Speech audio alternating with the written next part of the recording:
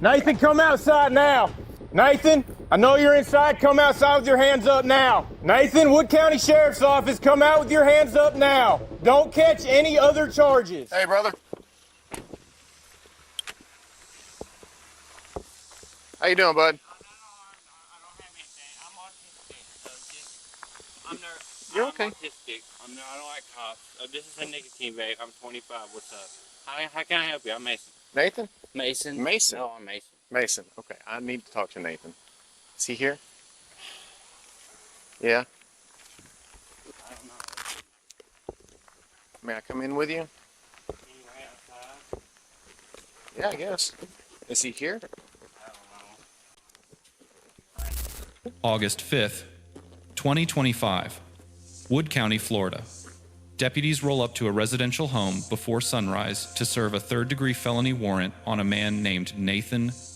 Now here is the thing. This is not their first time at this address. The last time they came for Nathan, he went straight out a back window and disappeared into the woods. So the question tonight is simple. What happens when the same man opens the same window, looks a deputy right in the eye, and then closes it? Let us start with the warrant itself. Under Florida's fleeing and eluding law, willfully refusing to comply with a lawful order from a law enforcement officer is a third-degree felony. Up to 5 years in prison. Up to $5,000 in fines. And here's what most people miss. The court cannot withhold adjudication on this charge. That means if you are convicted, you are a convicted felon. Period. No judicial discretion. No probation-only deal. Nathan already had one warrant. Running would have handed prosecutors a second felony on a silver platter. Now, human thinking moment. Some of you are watching this and thinking, why not just kick the door in? They had a valid warrant. Under the knock and announce doctrine established in Wilson versus Arkansas, officers must announce their presence and purpose before forcing entry. But there is an exception, exigent circumstances. Nathan's documented history of flight gave these deputies every legal justification to breach. They chose not to. And that choice, whether you agree with it or not, is what turned this into a case study instead of a cautionary tale. Good morning. How are you, ma'am? I'm good. I need to speak to Nathan. Okay, give me just a second. He's here, isn't he? I don't want him to run. I don't want him He's not gonna run. Okay. He's not running. He's done it before. I know, but he's not. He's not gonna run, okay? He's here, though, right? He's not gonna run, I promise. Okay. Just leave the door open. I will be respectful of your house, okay? I won't. He's not gonna run, okay? Okay. I mean, we can leave the door open and you can just call him out to me.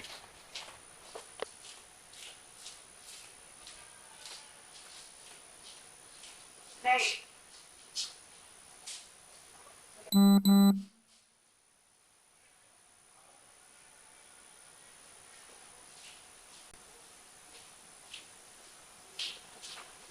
He's coming. Okay. He's coming. 1:30, He's coming. I just told him. Okay. He's coming, I promise. He ain't running this time. Okay. They're around back, so we're gonna Well, we're gonna he get ain't gonna run this time. Yes, ma'am. I know. I just letting His him know. kids are here and he's not. He's not gonna 1:30, run, I swear. 1:11. He's not. Yes, ma'am. His wife's crying. He's hugging her. Yes, ma'am. He's coming. Okay. He's coming. He knows the house is surrounded. Alright, just chill. Just chill. Alright. I'm trying to get them to stop giving commands. I don't think they're getting me on the radio.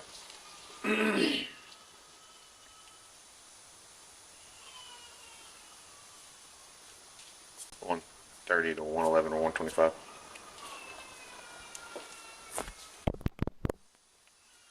He's coming out of the back. Yes, ma'am.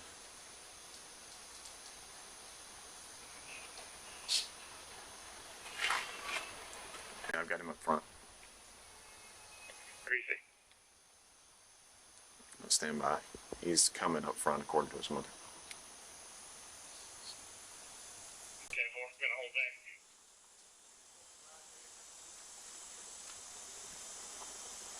Looks like he's looking for his shoes. He just put his hat on. Okay. Like I said, we're not trying to be I disrespectful. know that. I know that. Just I know that, sir. We knew it was. County 111. Would you like us to close the channel? Okay, 10-4.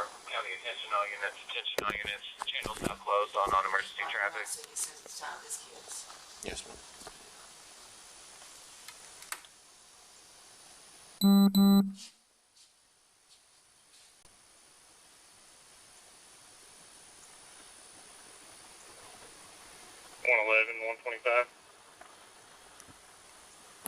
He didn't have his kids and stuff with him. I'd already come in and got him. I just wanted him. Down there asleep.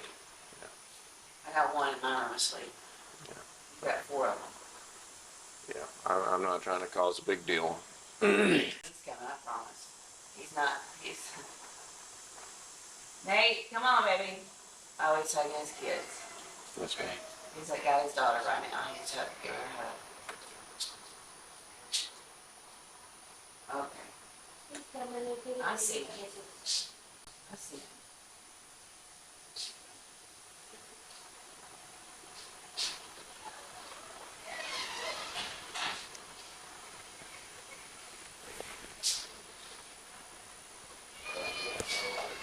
Go ahead, Bradley. Do In my what? room. Yeah, that's fine. That's fine. Yeah, Bradley's in my room. He's telling his kids, Bob. Yeah, he's here. I'm sorry about the house. Ma'am, you're fine. I know with the yard and everything. I've been gone for 18 months. And You're fine, ma'am. Like I said,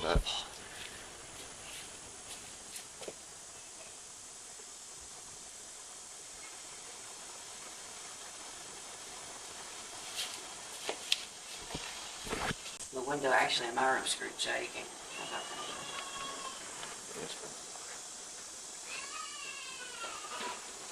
Okay. I love you.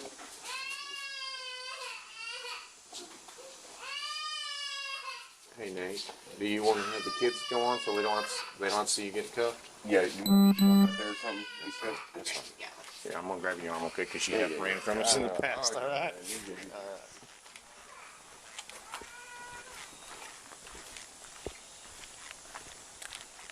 Nothing personal, Bubba. You're faster than me. I get it. Once you take your hands, put them on top of your head, okay? Now watch your fingers for me. I'm gonna grab your hands, okay? Pull them off your hair. Just interlock them. There you go. Look.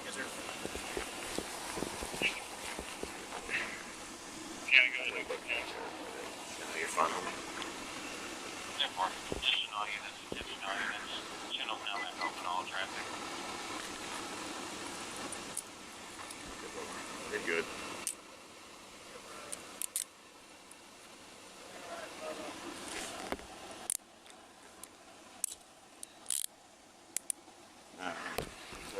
So not too tight, right? I'm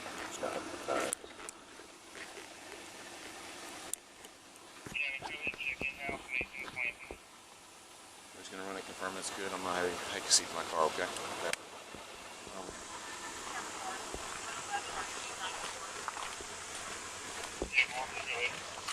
Do y'all want to transport? You want me to transport?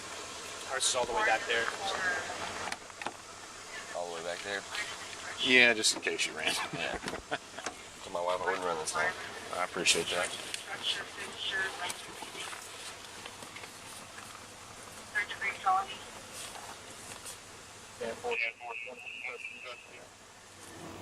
I was gonna meet you down the road, bum. Mason, Thanks for not running. is that you at the back window, bro?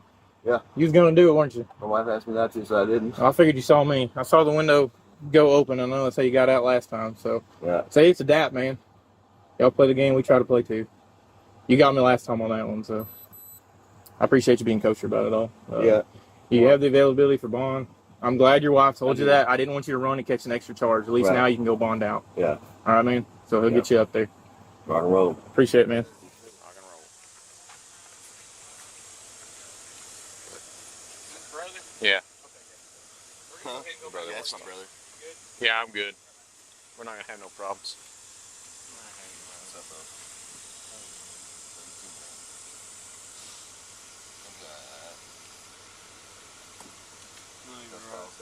I will. We'll get him up there safe. He'll be back to you before you know it. Thanks, bud. I have seen a lot of these warrant services, but this one feels different. The lead deputy gets to the front door, and the first person out is not Nathan, it is his brother Mason. And Mason immediately says something that changes the entire dynamic of this encounter. He says, "I am autistic, so just, I am nervous." Now, under Terry versus Ohio, this initial contact is completely lawful. The deputy has a warrant for a specific individual, and he is establishing whether that person is present. But what matters here is how the deputy responds. He does not escalate. He does not command. He adapts. Then, the mother comes to the door. She has been out of prison for 3 weeks. Her husband is still incarcerated. She is caring for 4 children. And deputies just showed up in force to arrest her son. Her first words are not hostile. They are strategic. She says he is not going to run. "I promise."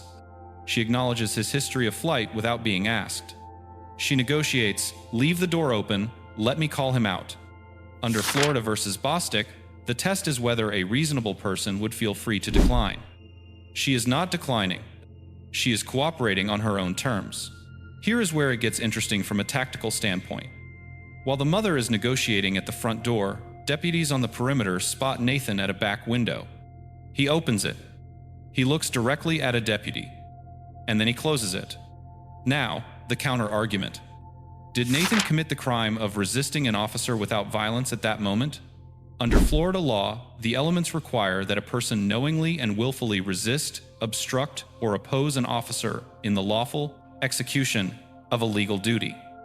Opening a window is not fleeing, but it is the clearest signal of intent, short of actually running. Nathan later admits on camera he was going to run. His wife asked him not to, so he did not. Think about that for a second.